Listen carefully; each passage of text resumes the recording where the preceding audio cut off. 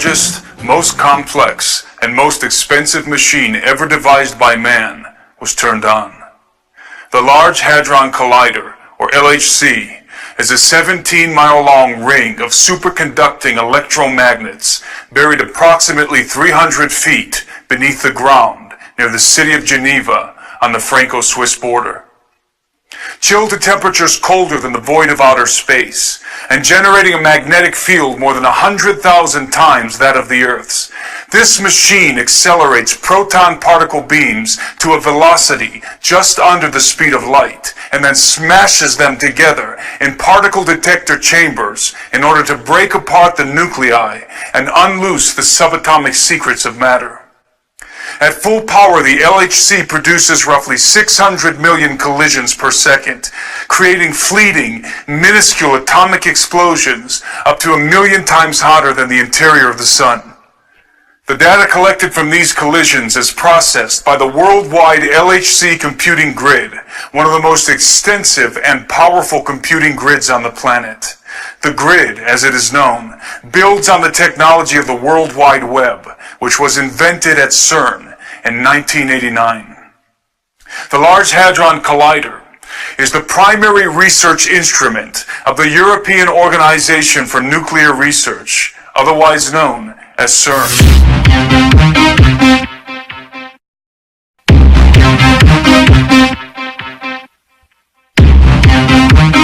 What?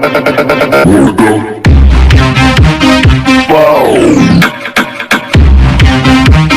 What?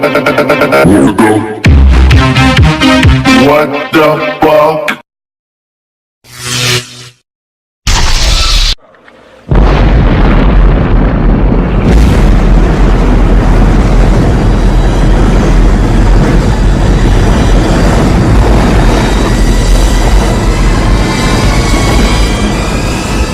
After the devastating detonations of Fat Man and Little Boy over Nagasaki and Hiroshima at the end of World War II, mankind was irrevocably thrust into the atomic age.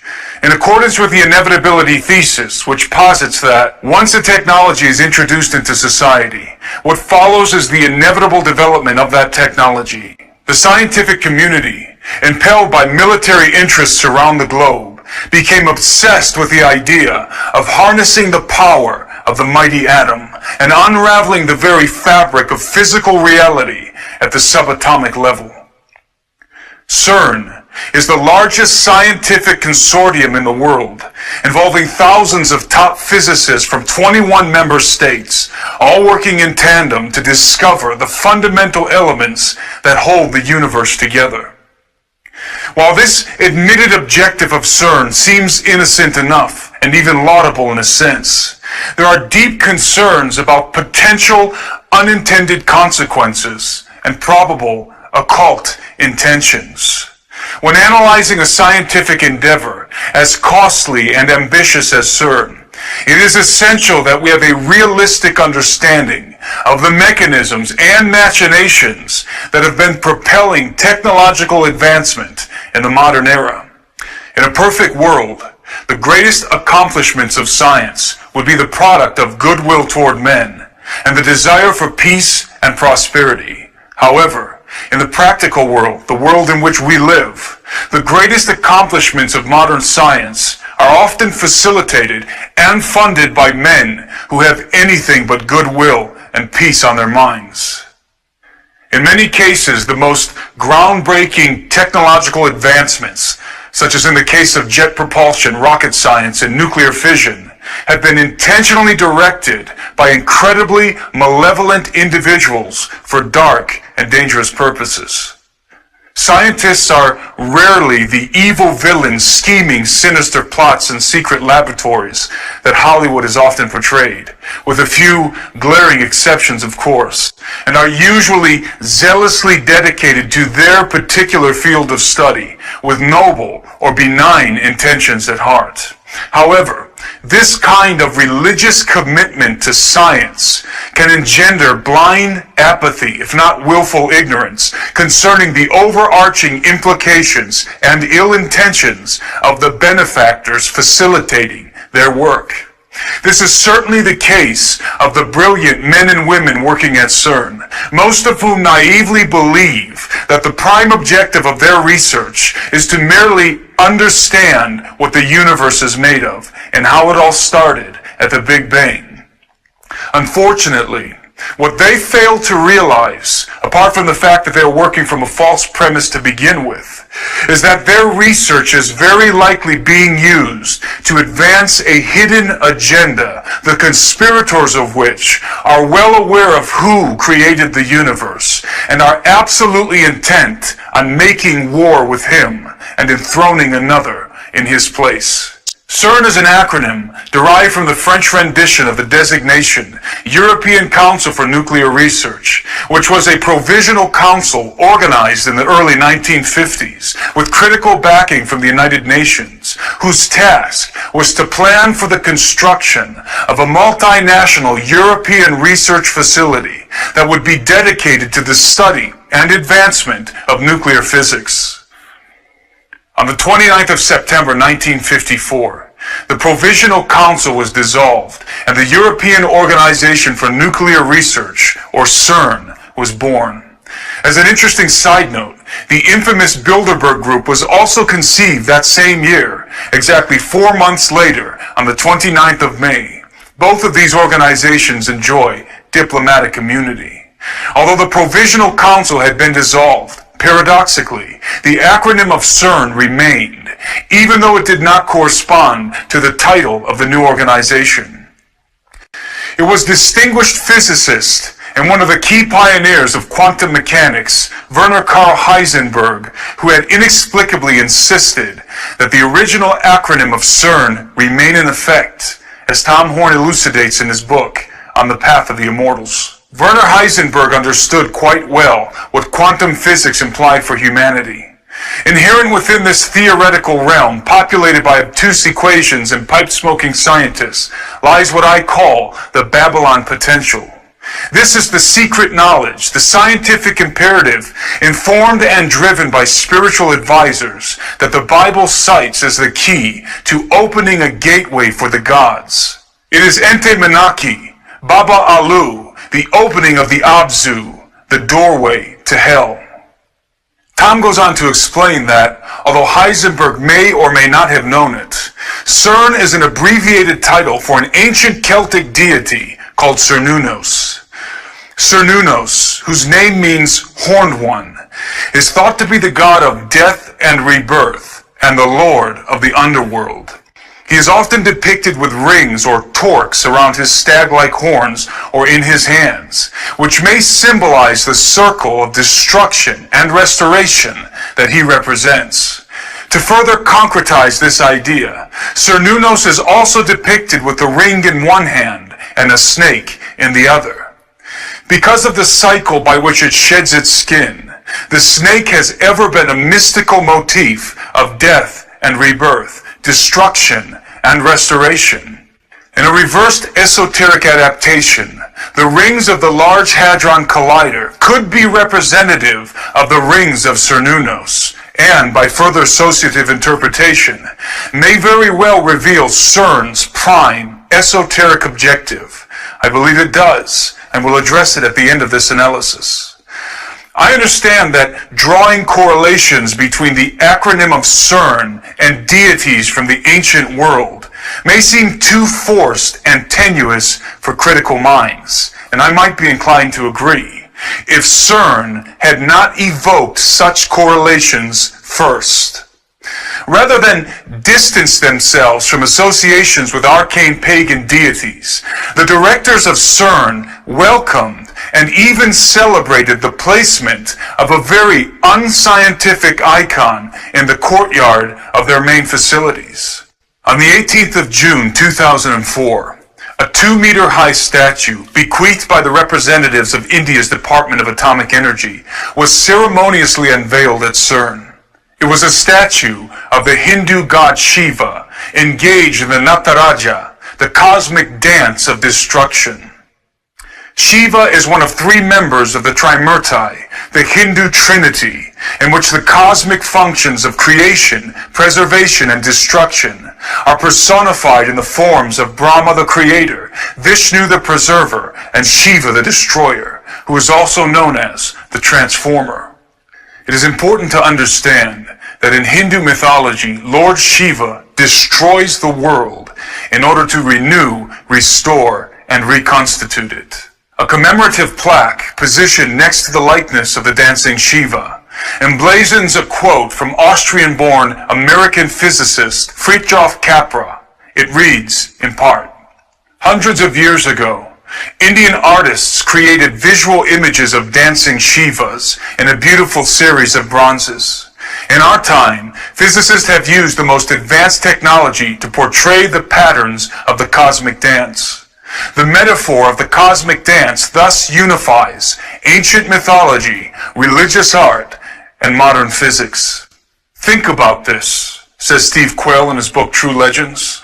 A symbolic statue of what might be a fallen angel who promises to destroy things as we know them now and rebuild a new, improved universe, with a plaque basically saying the facility will be trying to unify mythology, religion, and physics. Skeptics will be quick to point out that the unifying of ancient mythology, religious art, and modern physics is only metaphorically represented in the dance of Shiva and has no practical application in the scientific activities of Cern. Again, I might be inclined to agree, except for the fact that Cern has been deliberately encouraging the coalescence of mythology, art, and physics in very bizarre ways. In 2014, a dance opera entitled Symmetry was performed and filmed at the Cern facilities, including inside of the Large Hadron Collider. Directed by filmmaker Ruben Van Leer and featuring the voice of American soprano Claren McFadden, Symmetry was a collaborative project involving not only choreographers and dancers from the production team, but many of Cern's own scientists. Once again, rather than distance themselves from arcane and mythological associations, the scientists at Cern embraced this highly esoteric and occult-laced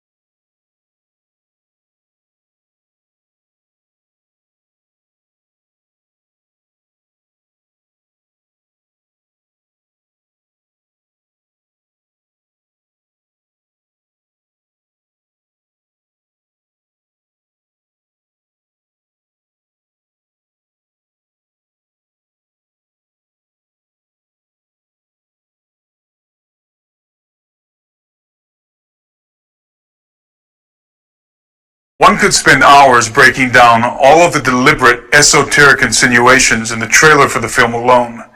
But in the interest of time, let me just point out one of the more obvious details. The name of the film's protagonist is Lucas, which also happens to be the actual name of the Slovakian dancer and choreographer who plays him. Without plunging too deeply into etymological roots, the name Lucas means bringer of light, and is in fact a derivation of the Latin term Lucifer. Of course, all of this could be purely coincidental, but given the overtly esoteric nature of the film, it is highly unlikely that the name of the main character is a consequence of happenstance, regardless of the filmmaker's intention. The truth is that the occult, art, and science have always been fundamentally entwined. The natural synthesis or symmetry that binds them is perhaps best illustrated in one man, Sir Francis Bacon. Bacon, who is widely considered to be the father of modern science and the primary proponent of the scientific method, which is the very underpinning of Cern, was himself an occultist, artist, and scientist. In fact, there is reason to believe that Francis Bacon is the true face behind the dubious mask of William Shakespeare. There is, in truth, no incongruity between the material and the metaphysical world, the physical and the spiritual. They are merely two sides of the same coin, both essential parts of the whole. When one penetrates deeply enough into what we call physics, one discovers, inevitably, the veil that separates these two realities. Occultists have always been aware of this fact. Even to Francis Bacon and his scientific contemporaries, many of whom were members of the mystery schools, deciphering the mechanisms of the material world was but the means to a far more important objective: to make contact with the entities lurking on the other side of the veil. This veil is often described as a dimensional doorway that allows access into realms beyond the perceivable world. The concept of unperceivable dimensions existing essentially in the same space we physically occupy is not only very probable, but also very widely accepted in the scientific community. Many top physicists are quietly hoping that the proton collisions happening at the Large Hadron Collider will puncture the fabric of our four-dimensional confine and allow us to peek through the keyhole, as it were, into another dimension or alternate universe. Some physicists have not been so quiet about this very real possibility. During a press briefing in 2009, Sergio Bertolucci, Director for Research and Scientific Computing at Cern, made the following curious statement. The Large Hadron Collider could open a doorway to an extra dimension, and out of this door might come something, or we might send something through it. There is no question that the scientists working at Cern hope to open a dimensional doorway. The real question is, what is the something that might come through when they do? Of course, for the particle physicist, the answer is simple. They hope to discover new particles that might exist on alternate dimensional planes. There is no doubt that this is the true and honest intention of the vast majority of physicists working at Cern. The problem is, as previously illustrated, that scientists, despite their best intentions, have always been little more than expendable tools in the hands of their benefactors. The pinnacle of science, for its elite occult practitioners, is not discovery, but contact. There are many indications that the power players of our world, including the Vatican, are preparing to make contact with the gods of the old world. Although I have not been able to confirm the validity of the following pictures, it appears that transparent panels containing arcane texts were photographed inside the Cern facilities by a group of Portuguese students from the Santa Cecilia Music Academy. The texts have been described as greetings or invocations written in ancient languages, including Aramaic, Hebrew, Mandarin, and Sanskrit.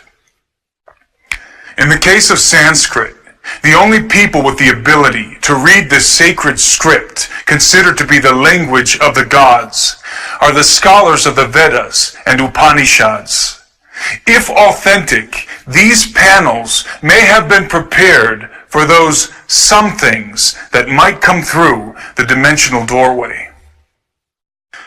It may seem to those unfamiliar with the theoretical realm populated by obtuse equations and pipe-smoking scientists, as Horn aptly puts it, that this analysis is nothing more than hearsay, hyperbole, and wild speculation.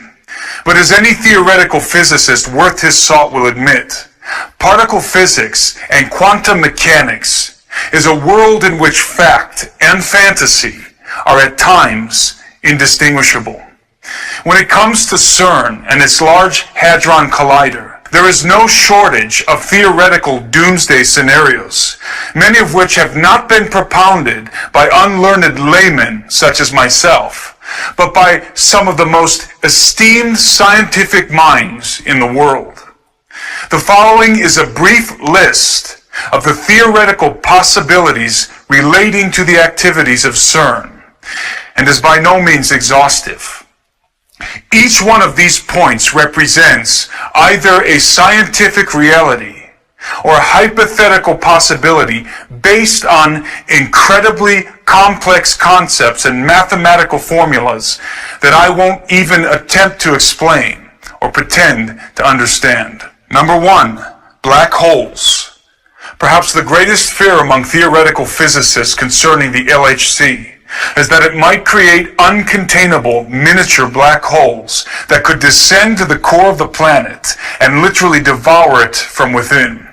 It is important to note that black holes are only theoretical constructs and have never been proven to exist. Black holes were first discovered as purely mathematical solutions of Einstein's field equations and are not necessary in Tesla's electric universe model. To date, black holes are science fiction. Number 2, antimatter weapons. Unlike black holes, antimatter is not theoretical. Not only can it be measured, but it is already being created and contained in the LHC, though in very small quantities for short periods of time, according to Cern. Antimatter has enormous explosive potential. A quarter gram of antimatter can produce an explosive yield equivalent to 5 kilotons of TNT.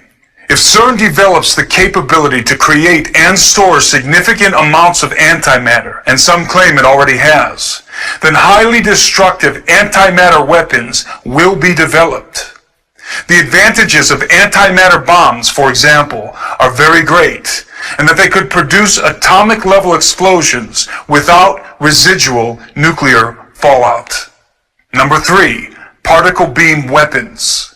A directed beam of high-energy subatomic particles moving at extreme velocity, such as the ones produced in the LHC, is capable of obliterating matter at the molecular level. Particle beam weapons are already on the battlefield, especially in Black Ops warfare, and the research of Cern will certainly expand and refine their military application. Number 4, time distortion and stargates. It has been suggested that by colliding heavier subatomic particles, such as lead ions, which Cern will soon be doing, space and time could be distorted, creating what Einstein called a Rosen bridge or stargate, which is basically a wormhole between two different locations, dimensions, or periods of time.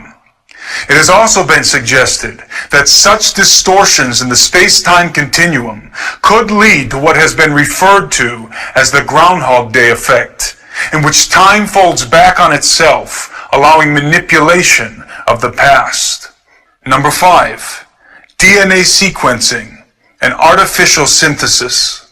Since it is a fact that the Synchrotron Collider at Berkeley and Walnut Creek, California, was used to help sequence human DNA for the Human Genome Project, it is certainly feasible that the Large Hadron Collider could also be employed in a similar way, but with much more precise results. There is evidence to suggest that artificial human or human hybrid genomes have already been synthesized at collider facilities, including Cern.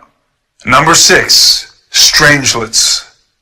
Produced from a quark-gluon plasma soup, sometimes generated after high-energy particle collisions, strangelets are the most explosive substance in the known universe, and according to theoretical physicists, were responsible for the explosion at the so-called Big Bang. Contrary to popular belief, strangelets are not theoretical, but have been confirmed to exist at the Brookhaven National Laboratory located on Long Island, New York, where physicists working with the Relativistic Heavy Ion Collider, or RHIC, are attempting not only to produce strangelets, but to contain them. The potential gains of this endeavor for the military-industrial complex are self-evident. Because the LHC is a much higher energy collider than the RHIC, strangelet production and containment is even more feasible at Cern. There can be no doubt that in the best case scenario, the world is about to witness the most dangerous and potentially deadliest arms race in human history. However, there is something percolating in occult shadows behind the scenes that is even more disturbing than a super collider arms race. When the sum of possibilities is considered, what we have at Cern ultimately is the potential to develop weapons for waging war with enemies far more powerful than mere human beings. This is the Babylon potential to which Tom Horn refers, the ability to open the forbidden gates of the gods and make war with the hosts of heaven, as was likely Nimrod's objective in the plains of Shinar. And this leads me full circle to what I believe to be the supreme hidden purpose of the Large Hadron Collider and Cern.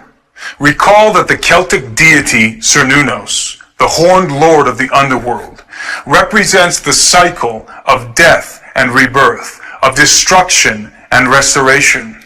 I believe that the Luciferian priesthood behind the thrones of the European Union and the United Nations intend to use Cern as the key to literally open the gates of hell in order to release the gods that have been imprisoned there, those fallen watchers and arcane entities bound with chains in the abyss of Tartarus.